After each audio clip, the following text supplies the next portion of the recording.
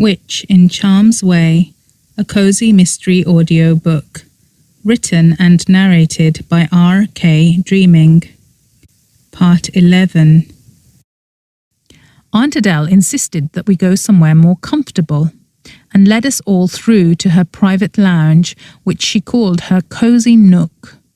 She told us that she and Uncle Alaric had much preferred this smaller lounge over the larger family lounge. Her eyes grew a little misty as she thought of him.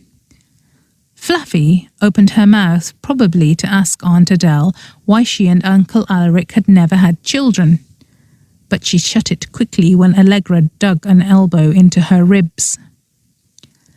Aunt Adele and I filled them in on what had happened with Lily Silverswift and her friends, and how I had discovered Lily in the garden at night. "Chris Constantine," said Fluffy dreamily. "I can't believe you've actually met him." "I'd heard he was here in Brimstone Bay," said Allegra. "Who told you he was here?" demanded Viv immediately, looking at Allegra suspiciously. "None of your business," said Allegra, looking a little annoyed. "Allegra's got a new mystery man in her life," said Viv in a mocking tone, "and she won't tell us who he is." I gasped. "Allegra Westbrim, you little sneak! I can't believe you haven't told me about this." "There's nothing to tell," Allegra protested, but her cheeks had gone a telltale pink. "Then why are you blushing?" demanded Viv. "I'm not blushing," said Allegra, glaring at her younger sister. Viv smirked.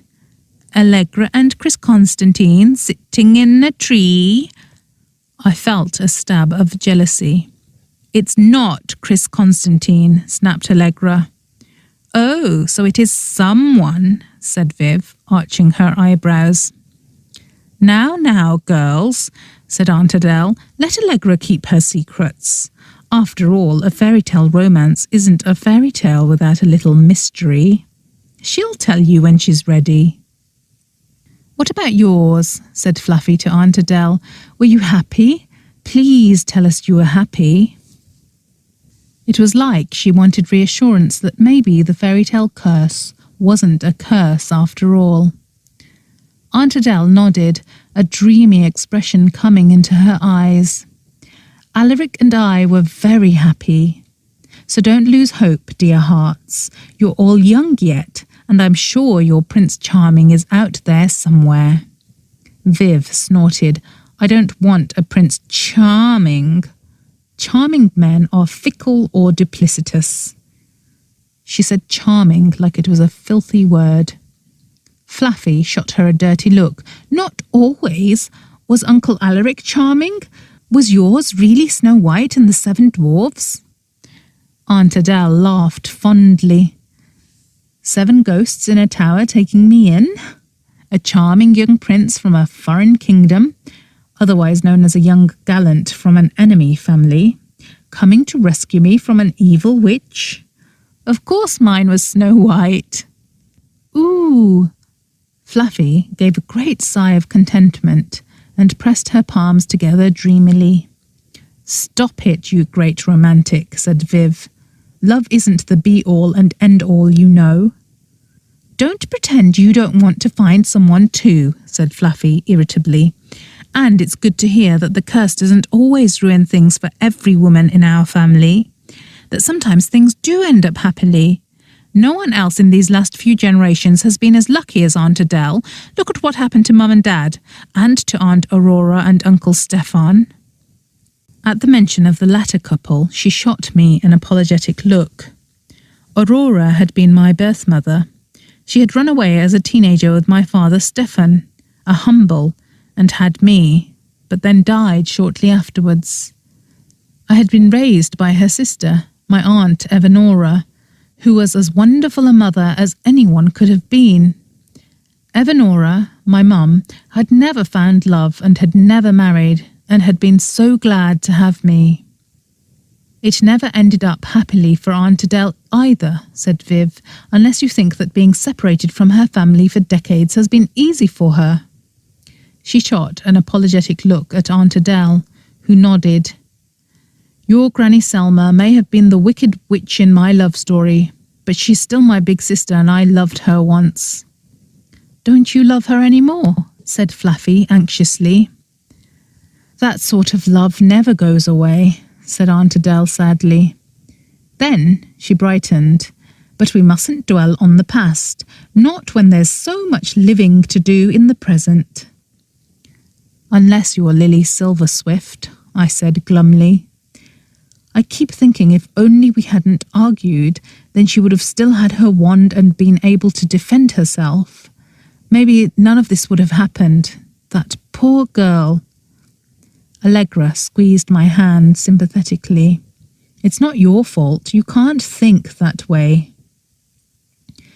"It's that werewolf James's fault," said Fluffy hotly. "They were arguing just before she died. It had to have been him." I shook my head. "It wasn't him. I went to find him down at Kitten Cove Beach and we had a chat." "What?" screeched Allegra. "On your own?"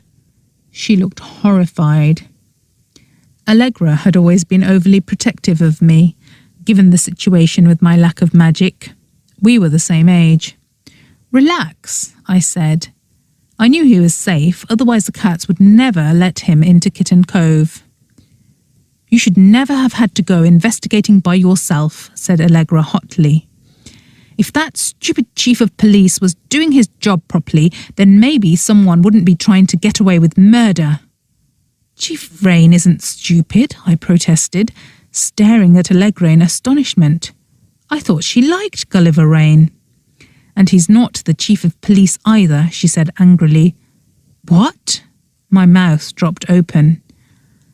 "Not anymore," said Viv glumly. "The new mayor has pushed him out, made up stories about Chief Rain being incompetent. Granny is fuming." "But they can't appoint a new chief," I said, my mind whirling at this unpleasant news. Gulliver Rain had been chief for as long as I could remember, and he was excellent. He was one of the Rains of Magic Wild Sanctuary. Members of his family had been famously fierce guardians of the witching world through the centuries, and he had protected me once by keeping the last time I had been accused of murder a secret from everyone. I couldn't believe he wasn't chief anymore, and I wasn't the only one. "Gulliver Rain incompetent?" said Aunt Adele, looking outraged. "I've known him since he was a boy. If he's incompetent, I'll eat my hat. And that will take some doing these days, I tell you." "Lies, of course," said Viv. "His royal stuffiness, Mayor Antioch Blaze, wanted to appoint his own man." "Who?" I demanded. "Hawk Hardwick." "No!" I gasped in horror. "Hawk?" said Aunt Adele in disgust. "Alaric never did like him. Called him a snivelly little weasel once. His least favourite nephew. Don't tell me Antioch Blaze used that sordid affair with the Lovelock girl to push Gulliver out. I had high hopes for Antioch Blaze." Allegra nodded. Mayor Blaze has been telling everyone that if Chief Rain wasn't getting old and absent-minded, he'd have caught the Lovelock girl's killer. "Gulliver's only 60, Aunt Adele protested, "and as sharp as he ever was, and that Hawk must only be 10 years younger." "It doesn't matter," said Viv. "The Daily Oracle loves Antioch Blaze, and they printed it, and that's what all the power players in town want to believe too." "Chief Rain was never corrupt enough for their liking," said Allegra sourly.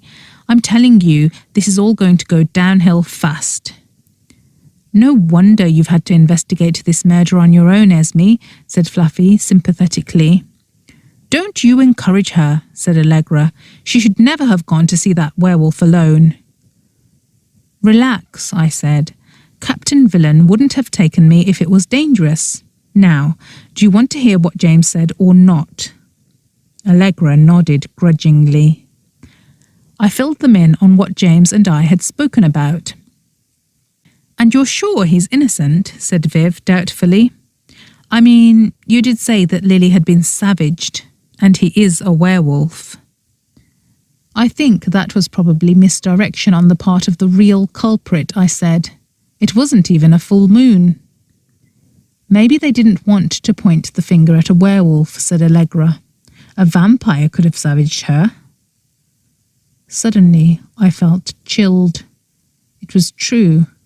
I had not wanted to take a close look at poor Lily. One glimpse had been enough, and yet those wounds could have been a vampire. What if that was what they were aiming for? Had they guessed about me? Is that why they had left her in the castle garden? I swallowed hard. No, they couldn't know. They couldn't be trying to frame me. That was ridiculous. Why did you think it was misdirection? Said Allegra to me.